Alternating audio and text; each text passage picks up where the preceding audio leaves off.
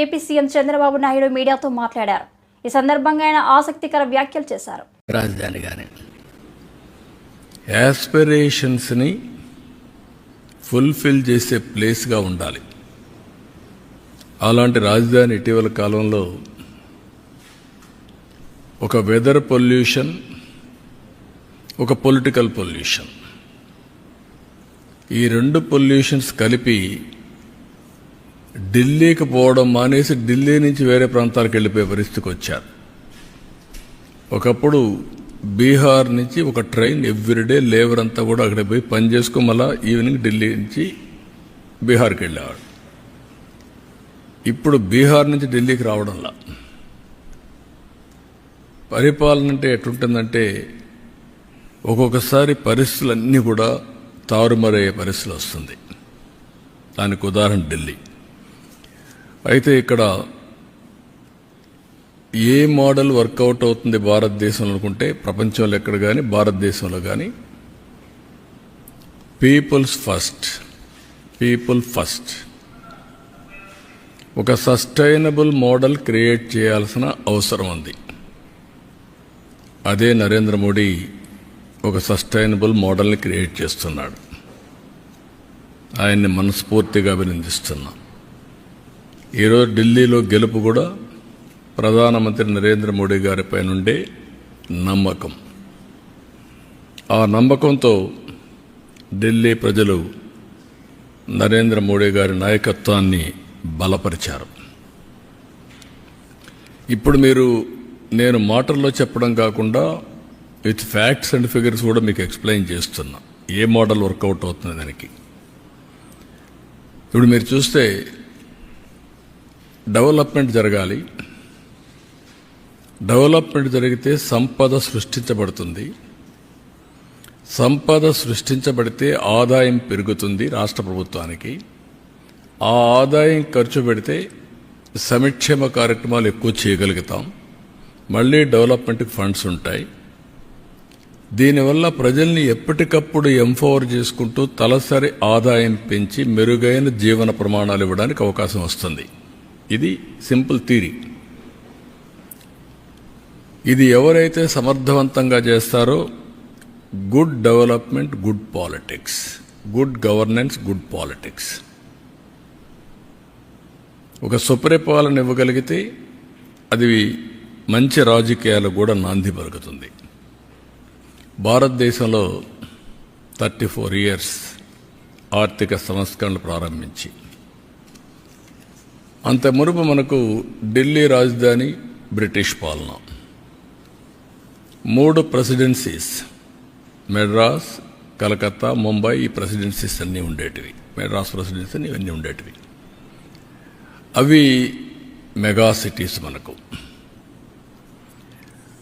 అయితే ఇంకో కొన్ని హైదరాబాద్ లాంటివి, నిజాం లోకల్గా ఉండే ఇవన్నీ ఉన్నాయి. అలాంటి కొన్ని ప్రాంతాలు ఉన్నాయి. ఓవరాల్గా ఆ సినారియో అది. 91లో ఆర్థిక సంస్కరణలు వచ్చాయి. 91 నేను ఎప్పుడు కంపేర్ చేస్తాను బిఫోర్ 91, ఆఫ్టర్ 91. ప్రీ 91 అనేది ఆర్థిక సంస్కరణలు రాని నేపథ్యంలో కాంగ్రెస్ పార్టీ మొనోపలి, ఒకే పార్టీ, సుస్థిరమైన ప్రభుత్వం, స్ట్రాంగ్ ప్రభుత్వం, ప్రపంచమంతా కూడా ఎగతాళి చేసే రోజులవి. హిందూ గ్రోత్ రేట్ మీకు 2% వస్తుంది, 1% వస్తుంది, మీకు అభివృద్ధి చేత కాదు అని ఎగతాళి చేసే రోజులు. అక్కడి నుంచి రిఫార్మ్స్ వచ్చాయి. అది కూడా మన తెలుగు బిడ్డ పివి నరసింహరావు తీసుకొచ్చాడు. అక్కడి నుంచి అందరికీ సమాన అవకాశాలు వచ్చాయి. What is the beauty of reform అంటే లైసెన్స్ రాజు పోయింది, అందరికీ సమానమైన అవకాశాలు వచ్చాయి. అక్కడి నుంచి స్టార్ట్ అయింది. అక్కడి నుంచి స్టార్ట్ అయితే మీరు చూస్తే వెరీ ఇంట్రెస్టింగ్ ఒక సినారియో మీకు చూపిస్తాం. మళ్ళీ మీకు కూడా ఇస్తా, మీరు చూసుకోండి. మహారాష్ట్ర 95లో $55 బిలియన్ జిఎస్టిపి. అది $490 బిలియన్ అయింది. అంటే 9 టైమ్స్ గ్రో అయింది 95కు 2024కి 9 టైమ్స్ గ్రో అయింది. $3,500 పర్ క్యాపిటల్ ఇన్కమ్. ఇప్పుడు గుజరాత్ $24 బిలియన్, అది $370 బిలియన్ పెరిగింది. అంటే 15 సార్లు పెరిగింది. వాళ్ళ తలసరి ఆదాయం $4,500. అదే మరి వెస్ట్ బెంగాల్ అప్పటికే $51 బిలియన్,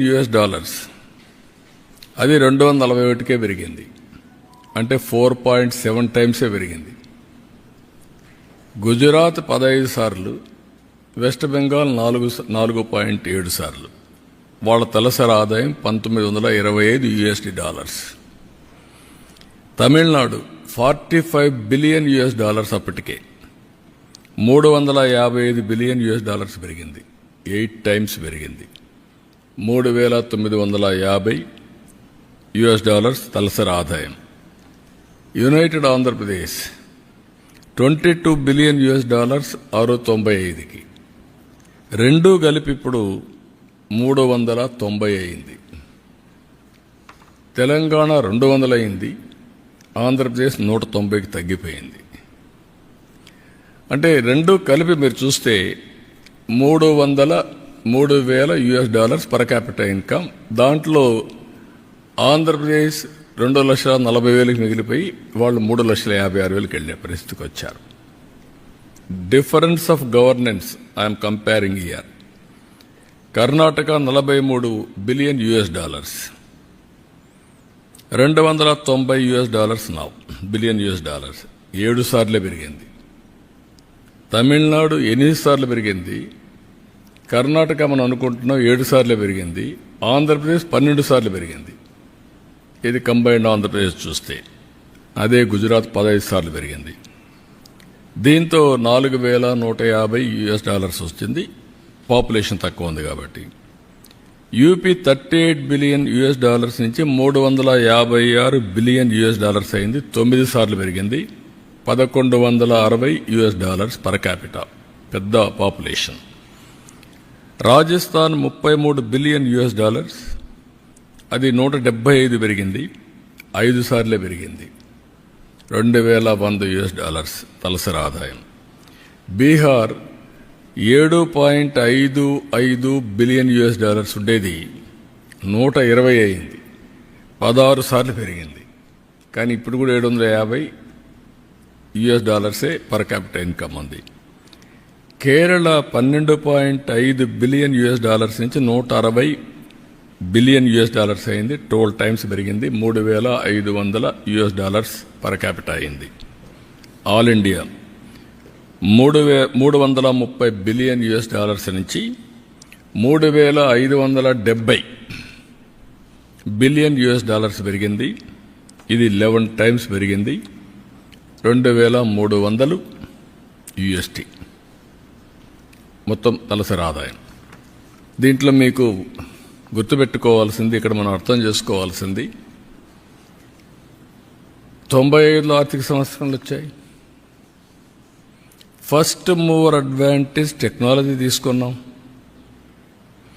అక్కడి నుంచి అందరూ కూడా టెక్నాలజీ కొంత ముందు తీసుకున్నారు, కొంతమంది వెనకాల తీసుకున్నారు. నాలాంటి వాడు అందిపుచ్చుకొని చాలా ముందుకెళ్ళాం. దెన్ డెమోగ్రఫిక్ డివిడెంట్ అందరికీ ఉంది. మనం కొంచెం తొందరపడి పాపులేషన్ కంట్రోల్కి వెళ్ళాం, కొంతమంది పోలేదు, అవన్నీ ఉన్నాయి. కానీ ఇంకా ఎంగేజ్ ఉంది. Then good public policies.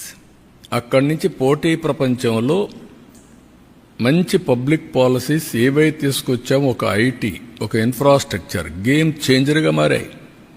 Wealth creation అయింది, ఆపర్చునిటీస్ పెరిగాయి, గ్రోత్ మల్టిప్లైర్ ఎఫెక్ట్లో వెళ్ళిపోయే పరిస్థితికి వచ్చింది. అదే సమయంలో right leader, right time and continuation, it made all the difference. మీరు ఇక్కడ చూస్తే గుజరాత్ 15 సార్లు అందరికంటే హైయెస్ట్ పెరిగింది. ఈరోజు $4,500 వెళ్ళిపోయారు వాళ్ళు. వై? అంత మునుపు ఉన్న ముంబై, కలకత్తా, చెన్నైని డామినేట్ చేసి ముందుకెళ్లారు. రెండోది టెక్నాలజీ హబ్స్ అయినటువంటి హైదరాబాద్, బెంగళూరు, పూణేను కూడా దాటి ముందుకెళ్ళిపోయే పరిస్థితికి వచ్చారు. అంటే కన్సిస్టెంట్ పాలసీస్, లీడర్షిప్, గ్రోత్ ఇవన్నీ కలిపి it makes all the difference. అందుకే మీరు చూస్తే వెస్ట్ బెంగాల్ 51 బిలియన్ US$ ఉండేది, గుజరాత్ 24 ఉండేది. ఇది రివర్స్ అయిపోయింది. 370 గుజరాత్, 241 వెస్ట్ బెంగాల్. సేమ్ మనుషులు, సేమ్ నీళ్లు ఉన్నాయి, సేమ్ అవకాశాలు, సేమ్ రిఫార్మ్స్. ఇవన్నీ కూడా మనం గుర్తుపెట్టుకోవాల్సింది. ఒక లీడర్ కానీ కరెక్ట్గా ప్లాన్ చేస్తే ఏం జరుగుతుందో ఇది ఒక ఎగ్జాంపుల్స్. ఇవన్నీ నేను అందుకే చాలాసార్లు చెప్పాను, భారతదేశానికి రైట్ టైంలో రైట్ లీడర్ నరేంద్ర మోడీజీ. కొంతమందికి ఇష్టమున్నా లేకపోయినా it is the right momentum. అలాంటి లీడర్షిప్ని ఇప్పుడు ఢిల్లీ కూడా ప్రజలు మళ్ళీ ఓట్లేసి గెలిపించారు. ఈ ప్రాసెస్ ఏంటని మన ప్రజలందరూ అర్థం చేసుకోవాల్సింది. కొంతమంది కరప్షన్లో ఇన్వాల్వ్ అవుతారు. ఆటోమేటిక్గా 5 ఏళ్లలో పోయేళ్ళున్నారు, కొంతమంది 10 ఏళ్లలో పోతున్నారు, కొంతమంది లాంగ్ టర్మ్లో కూడా ఉంటున్నారు, కానీ నష్టపోతున్నారు. కొంతమంది సంక్షేమం ఇస్తున్నామని బటన్ నొక్కడం, సంక్షేమ కార్యక్రమాలు ఇస్తున్నామని చెప్పి మాయమాటలు చెప్పడం, దెన్ కరప్షన్ చేయడం. దీంతో ప్రజలు రియలైజ్ చేయడానికి టైం పట్టచ్చు. 1 టర్మ్ పట్టచ్చు, 2 టర్మ్లు పట్టచ్చు. దెన్ ఎక్కడికక్కడికి ఈ పొలిటికల్ పొల్యూషన్ చేస్తూ వస్తున్నారు. ఎవరైనా మాట్లాడితే ఎదురుదాడి చేయడం, వాళ్ళని అరెస్టులు చేయడం, లేకుంటే వాళ్ళ మీద ఒత్తిడి పెంచడం, సోషల్ మీడియాలో అవమానం చేయడం, ఒక పొల్యూషన్. ఇష్టానుసారంగా మాట్లాడడం, గర్వంతో మాట్లాడడం, హంబుల్నెస్ లేకుండా పోవడం, ఇవన్నీ వచ్చే పరిస్థితికి వచ్చింది. కానీ పర్ఫార్మెన్స్ మాత్రం లేదు. దానికి 2 ఉదాహరణలు ఏపీ అండ్ ఢిల్లీ. సిమిలారిటీస్ కూడా ఉన్నాయి. ఆ రోజు Delhi model of education, what is that model? నేను బాగా చదువు చెప్పిస్తున్నా, ఓకే. హైయర్ ఎడ్యుకేషన్ ఉందా? లేదు. ఆ తర్వాత కాలేజీలు ఉన్నాయా? లేవు. తర్వాత ఉద్యోగాలు ఉన్నాయా? లేవు. రెండోది మహిళా హాస్పిటల్స్, హెల్త్. ఇంటికి నేను మందులు పంపిస్తున్నా, ఓకే, బాగానే ఉంది. సూపర్ స్పెషాలిటీ హాస్పిటల్ ఉందా? లేదు. ఇవన్నీ చేసిన తర్వాత నీళ్లు ఇచ్చే పరిస్థితులు లేరు. డ్రైనేజ్, డ్రింకింగ్ వాటర్ కలిసిపోయే పరిస్థితి వచ్చింది. ఢిల్లీలో ఎక్కడ చూసినా డస్ట్ బేరకపోయి garbage. It is a city of garbage అయింది. మెయిన్ రోడ్లో ఎవరన్నా విఐపీస్ వస్తే, అంబాసిడర్స్ వస్తే, కంట్రీ హెడ్స్ వస్తే మెయిన్ రోడ్లో గార్బేజ్ ఉండే పరిస్థితికి వచ్చింది. ఏమన్నా టోటలీ పొల్యూషన్. ఏదైతే ఒక సీజన్లో ఢిల్లీలో pollution highest in the world, most polluted city ఏదైనా ఉందంటే ఢిల్లీ దానికి చిరునామా అనే పరిస్థితికి వచ్చాం. అందుకే నేను మొన్న ఎన్నికల్లో చెప్పాను, it is a total failure model. I'm not criticising individuals. It is a failure model. Itself is a failed model. It cannot sustain, it cannot replicate, it cannot be continued. Continue అయ్యే కొందికి ఏమవుతుంది? ప్రజలకు bleeding అవుతుంది. ఇంకా ఒకప్పుడు మీరు చూస్తే best examples ఇక్కడ పంజాబ్. మనం గర్వంగా చెప్పుకున్నాడు. పంజాబ్ అంటే ఒకప్పుడు దేశానికి కావాల్సిన సైన్యం అంతా అక్కడి నుంచి వచ్చేవాళ్ళు, దేశాన్ని రక్షించేవాళ్ళు. దేశానికి అవసరమైన ఫుడ్ అంతా గోధుమలు కానీ రైస్ కానీ సప్లై చేసేవాళ్ళు. 5 నదులు ఉన్నాయి. ఈరోజు ఏమైంది? పంజాబ్ డ్రగ్స్. ఐటీకి పోలేదు, డ్రగ్స్ వచ్చాయి. అదే సమయంలో పంజాబ్లో ఈరోజు మీరు చూస్తే ఎవ్రీ డే ఒక ట్రైన్ ఢిల్లీకి వస్తుంది క్యాన్సర్ ట్రీట్మెంట్ కోసం. Is it not our responsibility to correct it right time? ఇవి చూసిన తర్వాత ఇక్కడ అక్కడ మీరు చూస్తే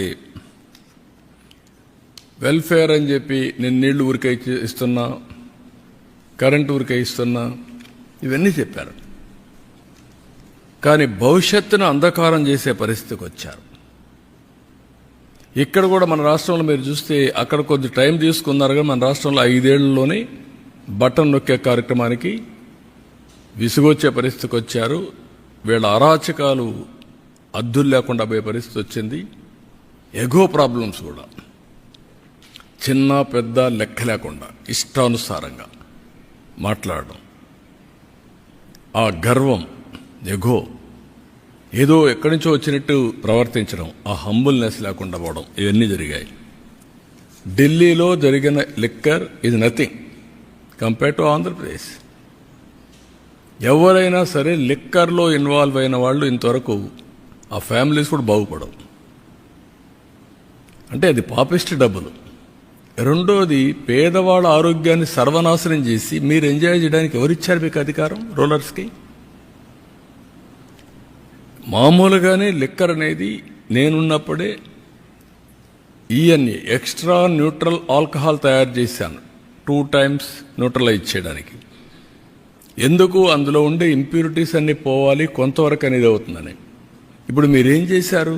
రా లిక్కర్ ఇచ్చే పరిస్థితికి వచ్చారు. టోటల్గా ఆ లిక్కర్ తాగితే ఏమవుతుందో తెలియకుండా కిడ్నీస్ ఫెయిల్ కావడం, చాలా సమస్యలు వచ్చాయి. సిస్టాన్ని మొత్తం సర్వనాశనం చేశారు. డిస్టిలరీస్ లాగేసుకొని డిస్ట్రిబ్యూషన్ అంతా వెళ్ళే చేసి సెకండ్స్ అమ్మి ఆడ నుంచి ఎక్కడ చూసినా ఆన్లైన్ పేమెంట్స్ లేకుండా చేసే పరిస్థితికి వచ్చారు. ఇక్కడ మొన్న చూశారు మీరు ఋషికొండ దేవతలు అక్కడ ఇది చేశారు, మెడిటేషన్ చేసి అక్కడంతా నివసించిన ప్రదేశం మనం చెప్పుకుంటే ఆ ప్రదేశంలో పోయి ప్యాలెస్ కట్టుకోవాలని, ప్యాలెస్ కట్టి నేను బ్రహ్మాండమైన ప్యాలెస్లు కట్టానని చెప్పుకునే పరిస్థితికి వచ్చారు. అక్కడ కూడా ఢిల్లీలో శేష్ మహల్ ఇదే మరిగా పెద్ద లగ్జూరియస్ ప్యాలెస్ కట్టారు. అక్కడ ప్యాలెస్ లేకపోలేదు, ఇక్కడ ప్యాలెస్ లేకపోలేదు. This is where public are very intelligent. ఇక్కడ మాట్లాడితే ఇప్పుడు కూడా మాట్లాడుతున్నారు. 10 లక్షల కోట్ల రూపాయలు అప్పులు చేసి మేమేదో ఇచ్చాం మీరు ఇవ్వలేదు అనే మాట్లాడే పరిస్థితికి వచ్చారు. ఎంఆర్ఓ ఆఫీసులు తాకట్టు పెట్టి లిక్కర్ని 25 ఏళ్ళు తాకట్టు పెట్టి డబ్బులు తీసుకొచ్చి ఇచ్చి మళ్ళా మీరు అవన్నీ మాట్లాడుతుంటే ప్రజలకు గుర్తుండవనుకుంటే ఇది చాలా పొరపాటిది. అందుకే ఇక్కడ కూడా బటన్ నొక్కే కార్యక్రమం సక్సెస్ కాలేదు. ఢిల్లీలో కూడా ఏవైతే ఫెయిల్డ్ మోడల్స్ ఉన్నాయో ఆ మోడల్స్ కూడా ప్రజలు ఆమోదయోగ్యం చెప్పలేదు. 27 yearsకి ఆ ప్రభుత్వాన్ని పంపించి చేసే పరిస్థితికి వచ్చారు. కానీ బాధ ఏంటంటే నేను ముందు ఒక డేటా మీకు చూపించాను. ఈ డేటా ప్రకారం ఏం జరిగింది అని చూస్తే యాస్పిరేషన్స్ ఆఫ్ పీపుల్ టోటల్గా ఆవిరైపోయినాయి. కోరుకున్నారు మాకు సంక్షేమం కావాలి, అభివృద్ధి కావాలి, ఉద్యోగాలు కావాలి అని కోరుకున్నారు. ఓటేసిన పాపానికి వీళ్ళు కాటేసే పరిస్థితికి వచ్చారు. వాళ్ళ భవిష్యత్తునే కాటేసే పరిస్థితికి వచ్చారు. ఇప్పుడు దాంతో ఏమైంది? ఈరోజు వీళ్ళందరి భవిష్యత్తు చూస్తే వాల్యూ ఆఫ్ టైం నిన్న రాదు, 1 సంవత్సరం టైం పోయినాక రాదు. విలువైన కాలాన్ని పోగొట్టుకున్నాం. దాన్ని రికవర్ చేయాలంటే ఇంకా చాలా సమయం పడుతుంది. విధ్వంసం చేయడం చాలా సులభం, దాన్ని నిర్మాణాత్మకంగా పనిచేయడం చాలా కష్టం. ప్రతి ఒక్కరూ మాట్లాడుతూ ఉంటారు, ఇవన్నీ ఎక్కడ అవుతాయి, మాకెందుకు అవన్నీ, ఇవన్నీ వస్తాయి. అలాంటివన్నీ చేసి మొత్తం ప్రజల అవకాశాలని పూర్తిగా సర్వనాశనం చేసే పరిస్థితికి వచ్చారు. నేను అందుకే మొన్న కూడా చెప్పా, సంపద సృష్టించలేని వ్యక్తులు, ప్రభుత్వానికి ఆదాయం పెంచలేని వ్యక్తులు సంక్షేమ కార్యక్రమాలతో, బటన్ నొక్కే కార్యక్రమంతో డిస్ట్రిబ్యూషన్ చేయడానికి వీళ్ళకి అధికారం లేదు. అది సస్టైనబుల్ మోడల్ కాదు. నేను చాలా ఫర్మ్గా చెప్తున్నా. You create wealth, you concentrate development, you spend money on welfare and empowerment. కంటిన్యూగా చేయండి. వాళ్ళ పర్ క్యాపిటా ఇన్కమ్ పెంచండి, వాళ్ళ జీవన ప్రమాణాలు పెంచండి. ఆ మోడలే సస్టైన్ అవుతుంది. అయితే ఓసారి ఇండియన్ డెమోక్రసీలో ప్రజలు చాలా ఇంటెలిజెంట్. భారతదేశం యొక్క విశిష్టత మనం చూస్తే ప్రతి ఒక్కరికి ఒకే ఓటు ఉంటుంది. ఓటేసినాక 5 ఏళ్ళు భరించాల్సి వస్తుంది. 5 ఏళ్ళ తర్వాత చరిత్ర తిరగ రాస్తూ ఉంటారు. కొన్ని దగ్గర 10 ఏళ్ళు కూడా పడతా ఉంది. అయితే ఇది చూసినప్పుడు కులాల పేరుతో, మతాల పేరుతో, ప్రాంతాల పేరుతో కొంతమంది మోసపోయే పరిస్థితులు కూడా ఉంటారు. ఏది జరిగినా నష్టం మాత్రం వాళ్ళకే ఉంటుంది. అందుకే నేను చూశాను ఈరోజు చెప్పింది, కామన్ సెన్స్ అయితే మాత్రం భారతదేశంలో ఓటర్కి అబండెంట్ కామన్ సెన్స్ ఉంది. మంచి అని చెప్పే మనస్తత్వం ఉంటుంది. ఒక్కోసారి మోసపోయినప్పుడు మళ్ళీ దానికి అవకాశం కోసం సెర్చ్ చేసే పరిస్థితికి వస్తారు. అదే ఢిల్లీలో జరిగింది, అదే ఆంధ్రప్రదేశ్లో జరిగింది. ఈ మిస్లీడింగ్ వల్ల చాలా కాస్ట్ అవుతుంది. ఒకసారి ఇదైపోయిన తర్వాత మళ్ళీ దాని నుంచి తప్పించుకోవాలంటే చాలా సమయం పడుతుంది.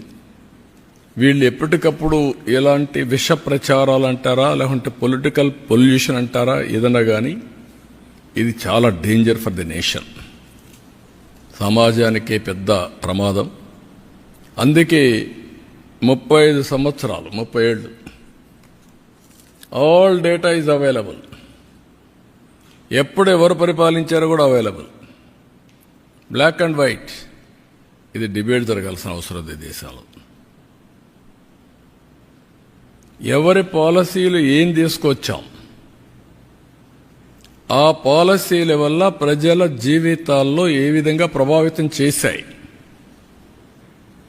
దీనివల్ల సస్టైనబిలిటీ వచ్చిందా, డిట్రియేషన్ వచ్చిందా, డిస్ట్రక్షన్ జరిగిందా, వాళ్ళ జీవితాలు సర్వనాశనమైనాయా, అవకాశాలు పోగొట్టుకున్నది కూడా చర్చ జరగాల్సిన అవసరం ఉంది. ఆ చర్చ ఈ 30 ఏళ్ళుగా జరిగితే ఈచ్ పొలిటికల్ పార్టీ కాంట్రిబ్యూషన్ వాళ్ళ స్టేక్ హోల్డర్స్కి, నా కాంట్రిబ్యూషన్ ఏంటి ఆంధ్రప్రదేశ్కి, లేకుంటే ఇంకొక ఆయన వచ్చిన 5 ఏళ్ళు ఆయన కాంట్రిబ్యూషన్ ఏంటి, ఇంకొక ఆయన 10 ఏళ్ళు ఉంటే ఆయన కాంట్రిబ్యూషన్ ఏంటి, ఏం జరిగింది, ఇవన్నీ చర్చ జరగాల్సిన అవసరం ఉంది. ఒక బాధ్యత కలిగినటువంటి రాజకీయ పార్టీలుగా బాధ్యతతో ప్రవర్తించే మనందరం ఎలక్షన్ మేనిఫెస్టోలో చెప్పాం కాబట్టి రాష్ట్రాన్ని ఏం చేసినా పర్వాలేదు, నేను గెలిస్తే చాలు అనే, నేను ఎన్నిసార్లు మోసం చేస్తాను, అబద్ధాలు చెప్తాను, ఫేక్ న్యూస్ ఇస్తాను, ఇష్టానుసారంగా మాట్లాడతానంటే అది కరెక్ట్ కాదు. అందుకే ప్రజల్లో కూడా ఒక చైతన్యం రావాలని మనస్ఫూర్తిగా కోరుకుంటున్నాం. మీరు వేసేసిన తర్వాత బాధపడడం కాదు. నేను క్లియర్గా 5 సార్లు గుజరాత్లో గెలిచారు, 5వ గవర్నమెంట్, 15 times గ్రోత్ రేట్, 15 రెట్లు పెరిగింది. మీ కళ్ళ ముందర కనబడుస్తుంది ఇది.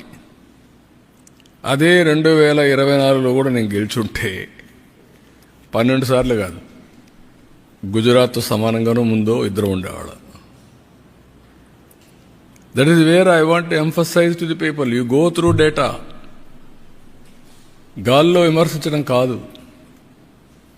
ఏం జరిగింది ఆ పీరియడ్లో, ఆ జరిగిన తర్వాత ఏ విధంగా మీకు లాభం వచ్చింది, తర్వాత ఏ విధంగా నష్టం వస్తుంది అనేది మీలో తెలివితేటలతో ఆలోచించాలి ప్రతి ఒక్కరు. Apply your brains, discuss. Common మ్యాన్కి కూడా మనం ఎడ్యుకేట్ చేయాల్సిన బాధ్యత మీకు ఉంది, మాకు ఉంది. అందుకే నేను చెప్పాను మీడియాకు కూడా, మీరు కూడా అనలిటికల్గా వెళ్ళండి.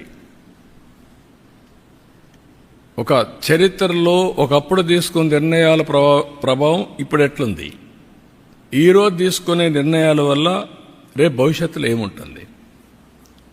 ఈరోజు నరేంద్ర మోడీ గారు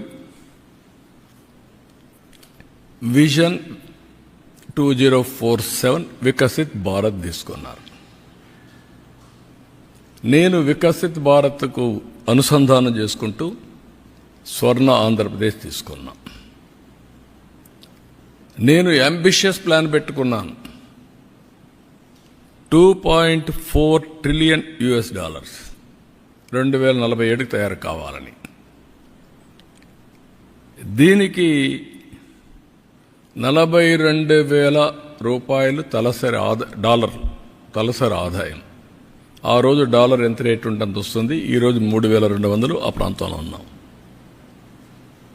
గవర్నమెంట్ దీనికి 14 నుంచి 15% గ్రోత్ రేట్ రావాలి. ఆంధ్రప్రదేశ్లో 15% రావాలి.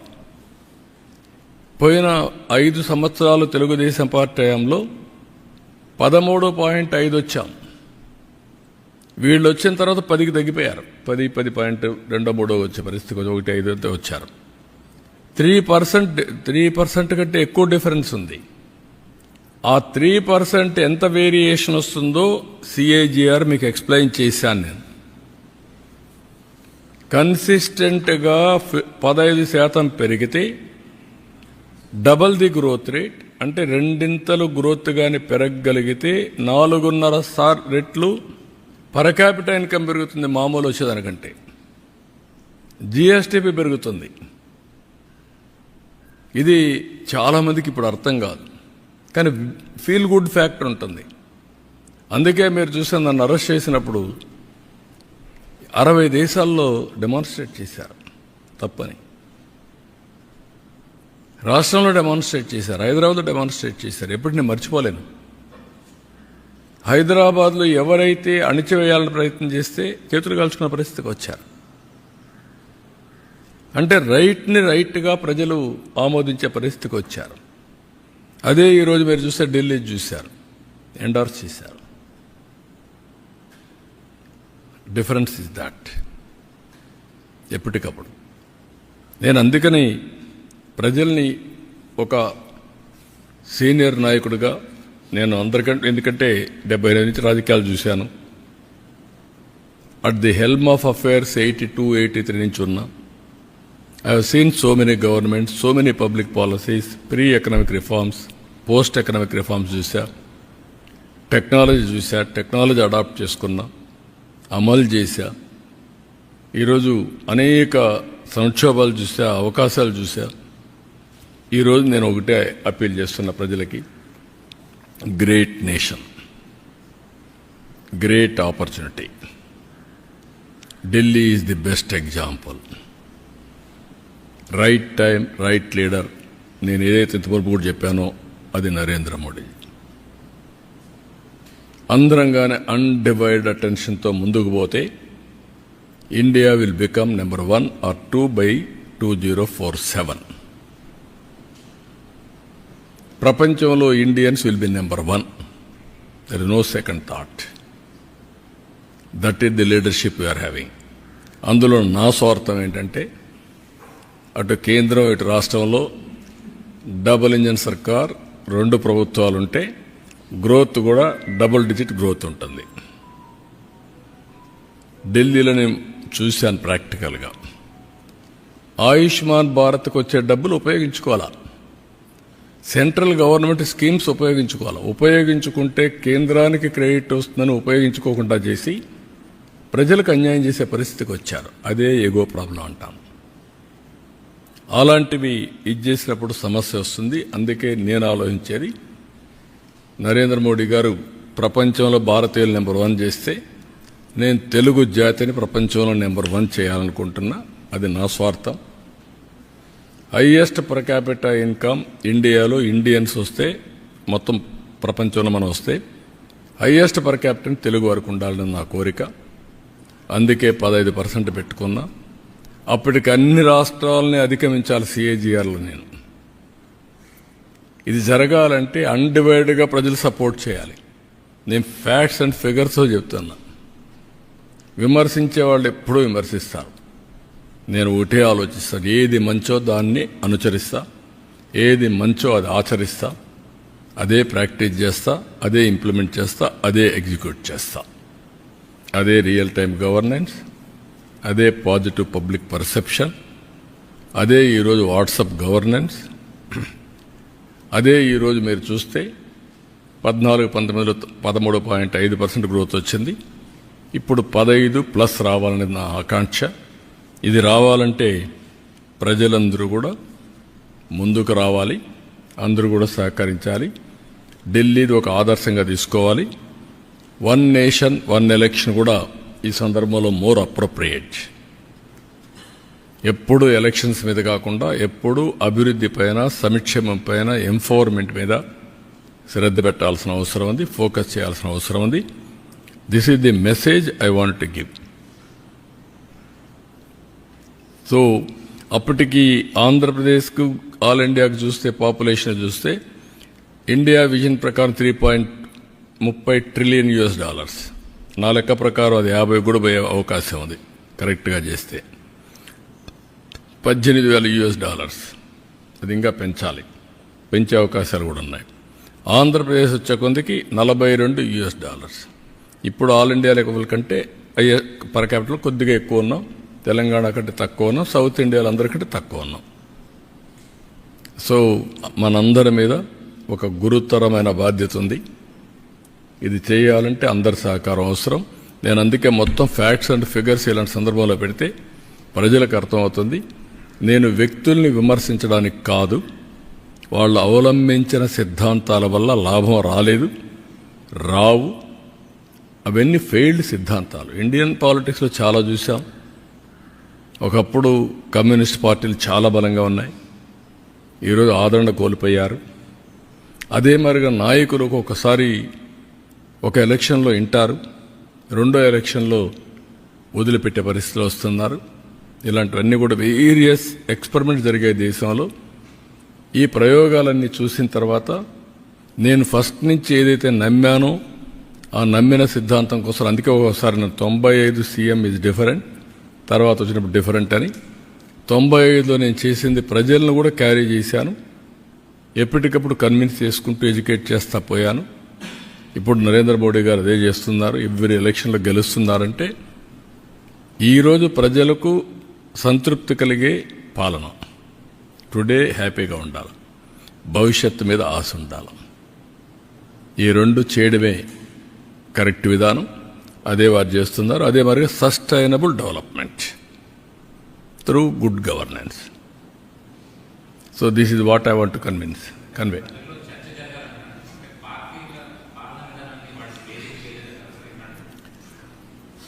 ఇప్పుడు మీరున్నారు, మీరు ఎంత ఇంటెలెక్చువల్స్ కదా, అప్పుడప్పుడు రాస్తున్నారు తప్ప ఇది ఒక బాధ్యతతో ప్రజల్లో చైతన్యం తేవాలి అనే ఒక అవేర్నెస్ కార్యక్రమం చేయలేకపోయాం కదా. మనం అందరం ప్రాధాన్యత క్రమంలో వెళ్ళిపోతూ ఉంటాం. నాకు ఈరోజు ఒక ఆలోచన వచ్చింది. ఇప్పుడు నీతి ఆయోగ్ ఉంది, ఆ బాడీ ఈ పని చేయాలా, ఇండియాలో పోటీ పెట్టాలి అందరికీ. ఇప్పుడు ఏమంటున్నాం, తప్పడం లేదు, అదర్ పార్టీస్ సంక్షేమం ఇస్తాను, అందరు మనం కూడా ఇవ్వాలంటున్నాం. ఇవ్వాలి. సంక్షేమం ఇవ్వాలంటే అప్పులు చేసి ఇవ్వడం కాదు, సంపద సృష్టించి ఇవ్వాలి. ఈ విషయాలు మనం చెప్తున్నాం. అందుకే మొన్న నేను చెప్పిన తర్వాత 1 సైడ్ ఎలక్షన్స్ అయినాయి, 93% స్ట్రైక్ రేట్. అది తీసుకెళ్ళగలిగాం. ఆ పొలిటికల్ అవేర్నెస్ తెచ్చాం. అది ఒకరోజు చేస్తే సరిపోదు. కామన్ మ్యాన్ యాస్పిరేషన్స్ ఉన్నాయి, పొలిటికల్ పార్టీ కార్యకర్తలకు యాస్పిరేషన్స్ ఉన్నాయి. ఆ యాస్పిరేషన్స్ నేను ఫుల్ఫిల్ చేయాలి, ఎడ్యుకేట్ చేయాలి, కన్సిస్టెంట్గా చెప్పాలి. ముఖ్యమంత్రి కానప్పుడు నాకు అన్ని పాజిటివ్ పాయింట్స్ ఉంటాయి.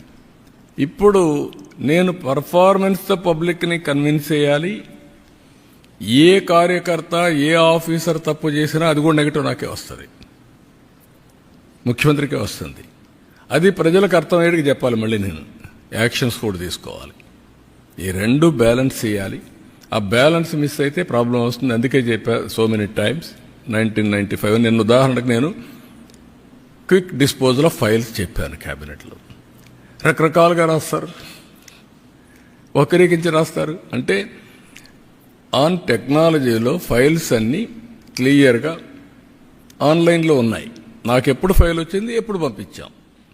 ఇది సమర్థత బేరే చేయడం కాదు, ఇది క్విక్ డిస్పోజల్ ఆఫ్ ఫైల్స్. దాంట్లోనే నాకు వచ్చేటి ఎక్కువ ఫైల్స్ వచ్చాయి. నా తర్వాత హెచ్ఆర్ మినిస్టర్కి ఎక్కువ ఫైల్స్ వస్తాయి, ఎడ్యుకేషన్లో ఎక్కువ వస్తూ ఉంటాయి. ఆ తర్వాత మూడో మంత్రి ఎవరో ఉన్నారు. ఇవన్నీ చూసిన తర్వాత నేను బేరే చేసిన తర్వాత నేను ఏం చెప్పానంటే మంత్రులందరికీ, ఎంత త్వరితగతిన మీరు ఫైల్స్ డిస్పోజ్ చేస్తే మనకు ఫలితాలు కూడా మెండుగా ఉంటాయి. ఇది మెజరబుల్. మీరు అందరూ టీమ్గా పనిచేయండి. నేను ఇది కూడా చూస్తున్నాను. రేపు రాబోయే రోజుల్లో every file will be online. ఆన్లైన్లో ఉంటే ప్రతి ఒక్క అధికారిని నేను రేపు అడిగే పరిస్థితి వస్తుంది బేరీ చేయడానికి. నీకు ఒక 5 ఫైల్స్ వచ్చాయి, వారం రోజుల్లో క్లియర్ చేయకపోతే నువ్వేం పని చేస్తున్నావు? Is it not your responsibility? ఇది వాట్సాప్ గవర్నెన్స్ తీసుకొచ్చాం. It is innovative. ఈరోజు ఆల్ టికెట్స్ ఇంటర్మీడియట్ వాట్సాప్ గవర్నర్లో కొడితే వస్తుంది. Is it not a big change? దాన్ని విమర్శించడం ఏంటి? అంటే ఎక్కడికి పోతున్నాం? పాన్ కార్డు కూడా వాట్సాప్లో పెట్టి డబ్బులు కడతా ఉంటే ఇదేదో డేటా పోతుంది అంటే ప్రజల్ని మభ్యపెట్టి వక్రీకరించి మాట్లాడి ప్రజల్ని ఎప్పటికప్పుడు ఇష్టానుసారంగా పక్కదారి పట్టించడానికి చేసే ప్రయత్నాలు ఇవి.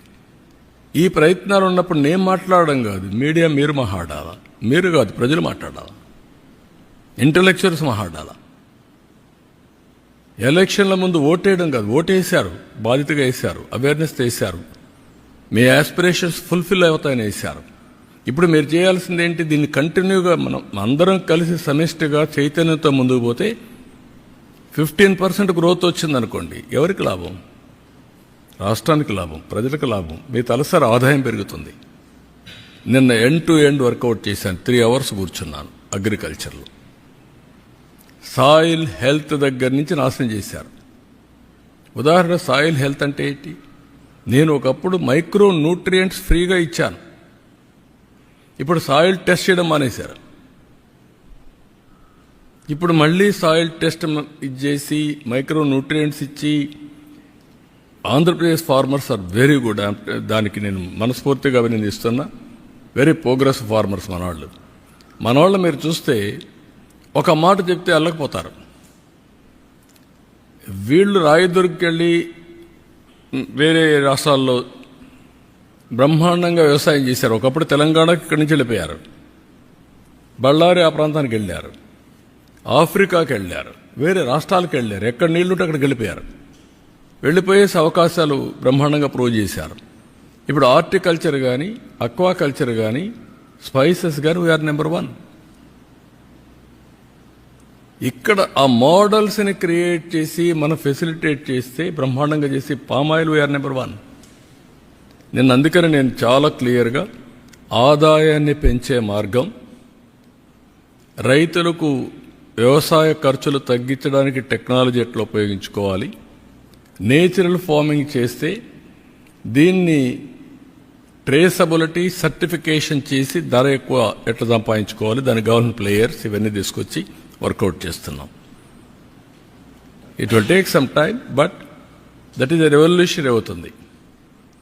For the last 10 years 8.8% growth వచ్చిన ఏకైక రాష్ట్రం ఆంధ్రప్రదేశ్ అగ్రికల్చర్లో, వ్యవసాయం.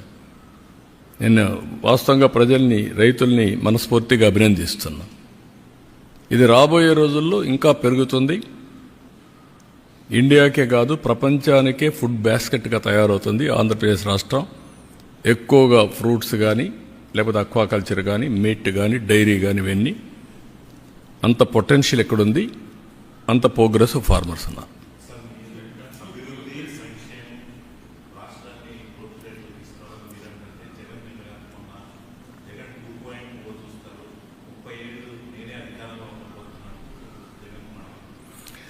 అదే నేను చెప్పేది. ఇప్పుడు ఆ గర్వం అనేది ఇప్పుడు ఢిల్లీలో కూడా జరిగింది. ఇలాంటి మోడీలు ఎంతమంది వచ్చా నన్ను ఓడించారన్నారు కదా, ఏమైంది? అందుకే నేనేమంటానంటే హంబుల్నెస్, ఆ పద్ధతి, ఇప్పుడు అలాంటి వాళ్ళతో రాజకీయం చేయాల్సి వచ్చిన బాధ ఉంటుంది నాకు. Over a period of time నేను సిద్ధాంతపరంగా రాజకీయం చేశాను తప్ప వ్యక్తిగత రాజకీయాలు నేను ఎప్పుడూ చేయలేదు నా లైఫ్లో. అయితే సిద్ధాంతపరంగా చేసినప్పుడు కూడా నమ్మిన సిద్ధాంతం కోసం ప్రజల యొక్క జీవన ప్రమాణాలు పెరగాలంటే లా అండ్ ఆర్డర్ చాలా ముఖ్యం. దాంట్లో రాజీ పడలేదు నేను. Faction leaders, communal violence, Naxalites violence, rowdyism చాలా నిర్మోహమాటంగా అణిచివేశాను. ఇటీవల కాలంలో ఏమైంది? ఎక్కడ చూసిన డ్రగ్స్, గంజాయి. ఇప్పుడు తగ్గిందా లేదా? కంట్రోల్ చేసామా లేదా? 7 నెలల్లో కంట్రోల్ అయింది. పూర్తిగా ఎరాడికైంది నేను చెప్పను.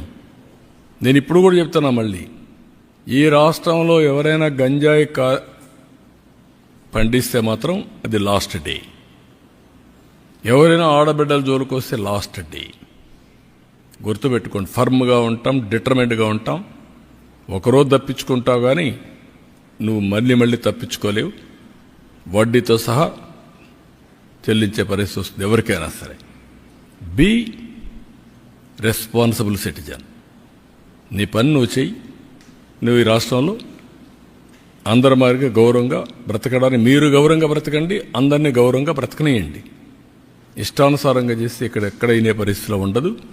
అట్లని చెప్పి రాజకీయ ముసుగులో నేరస్తులు చేరి ఇష్టానుసారంగా చేస్తే కూడా డెఫినెట్గా కట్టడి చేస్తాం. అది చేయకపోతే కూడా తప్పే అవుతుంది. మేము చేస్తాం, మీరేమన్నా చేయండి. ఇష్టానుసారంగా మాట్లాడడం, నోరు బారేసుకోవడం, ఓకే మీరు నోరు బారేసుకుని నేను పారేసుకో, అది ఎప్పుడు నా జీవితంలో లేదు. బట్ యాక్షన్ మాత్రం డిటర్మెంట్గా ఉంటుంది, ఫర్మ్గా ఉంటుంది. నేనేమంటానంటే అప్పుడు అందుకే 95 సీఎం అన్నాను. నరేంద్ర మోడీ గారి పైన ఎంత ప్రచారాలు చేస్తున్నారు, ఏమైంది? ప్రజల అప్రమత్తంగా ఉండాలి. That is important.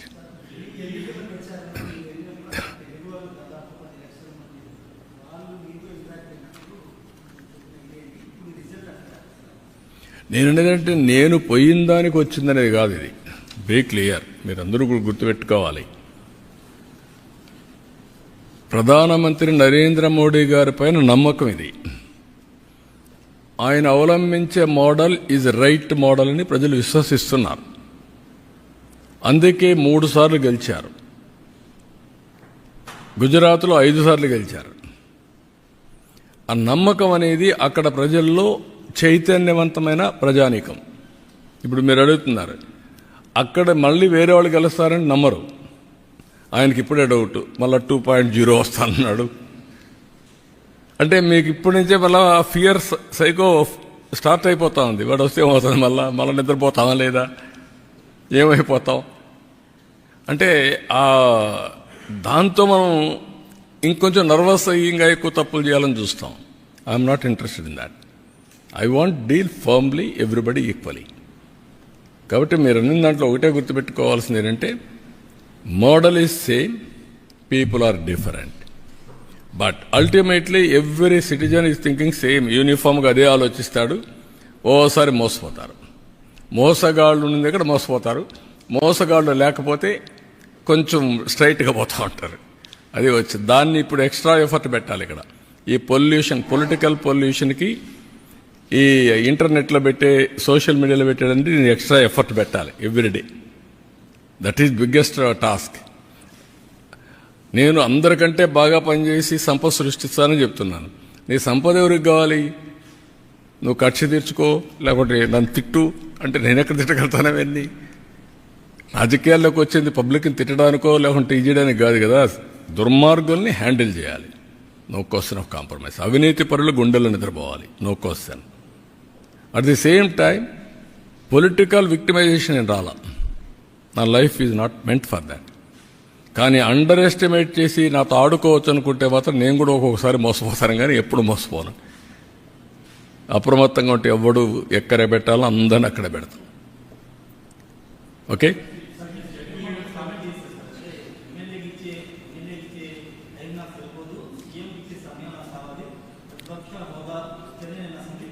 దాన్ని ఏమంటారు బ్రదర్?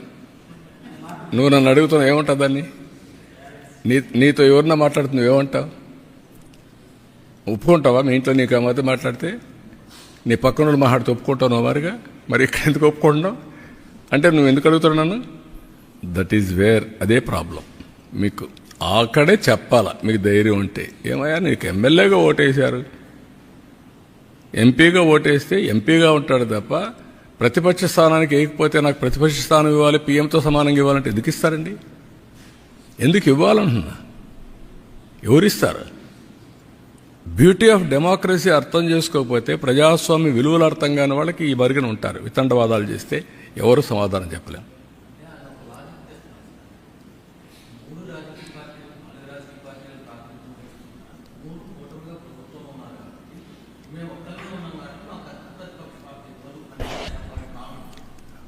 నీ భావన ఆయన భావన కదా కావాల్సింది, ప్రజల భావన, ప్రజాస్వామ్య విలువలు, ప్రజల భావన. నేను ఎగతాళి చేయడం లేదు. We will respect people. మీరు పేపర్లో రాసినా వాస్తవం ఉంటే నేను వింటాను, ఇష్ట ప్రకారం రాస్తే నేను వినకపోవచ్చు, చదవకపోవచ్చు. అదే సమయంలో నేను నీ మీద బురద జల్లేస్తాను, గుడ్డగాల్చి ముఖానేస్తా, కడుక్కొని వెవ్విరిడంటే కుదరదు. I have to say very emphatically, damage చేస్తాను, ఇదే మరి చేస్తాను అంటే కుదరదు. That is where I'm saying. మీ డెమోక్రసీలో ఎందుకంటే నేను ముఖ్యమంత్రి స్థానంలో కూర్చుంటాను, నాకు ఓట్లు వేసారంటే ఎట్ అవుతుందండి? Be clear. ఒక ప్రైమ్ మినిస్టర్ని, ఒక ప్రెసిడెంట్ని, లేకుంటే ఒక చీఫ్ మినిస్టర్ని ఎన్నుకునేది ఆ రాజకీయ పార్టీకి ఓట్లు వేసినప్పుడు వస్తారు. 1/10 ఓట్లుంటే ప్రతిపక్ష స్థానం ఇస్తారు. మెంబర్స్ని పెట్టుకొని ప్రపోర్షనేట్గా టైం ఇస్తారు. అది ఇప్పుడు ఎస్టాబ్లిష్ చేయలే. మనతోనే రాజకీయాలు రాలా, మనతోనే కొత్త ఇది రాలా, ఎప్పటి నుంచో ఉండే సాంప్రదాయాలు ఇవన్నీ. ఢిల్లీ పార్లమెంట్లో సేమ్ థింగ్ ఫాలో అవుతున్నారు, మన అసెంబ్లీలో సేమ్ థింగ్ ఫాలో అవుతున్నాం. కడాన మీరు పేపర్లు, ఇప్పుడు అన్ని పేపర్లు వస్తారు అక్కడికి, టీవీలు. 5 సంవత్సరాలు కొన్ని పేపర్లు రానిచ్చారా, టీవీలు రానిచ్చారా? మీరు విలువల గురించి మాట్లాడడం ఏంటి? Will maintain that values, but exploitation అంటే మాత్రం కుదరదు. నేను I'm very firm on that. I'm very clear. మీకు అందరూ కూడా గుర్తుపెట్టుకోవాల్సింది, మనమందరం విలువలు పాటిస్తూ వేరే వాళ్ళకు విలువలు చెప్తే ప్రజలు అప్రిషియేట్ చేస్తారు. మనకు విలువలు లేకుండా వేరే వాళ్ళకి విలువలు చెప్తున్న విలువల కోసం డిమాండ్ చేయడం కూడా తప్పే. అదే జరుగుతుంది ఇప్పుడు ఈ రాష్ట్రాల్లో. నేను అందుకే ఆ మాట చెప్పాక వాళ్ళు పడుతున్నారు కాబట్టి నాకు ఎందుకని నేను చెప్పలా. కాదు, అలాంటి వాళ్ళు విలువలు మాట్లాడడం ఎందుకంటున్నా. ఓకే అమ్మా, థ్యాంక్ యూ.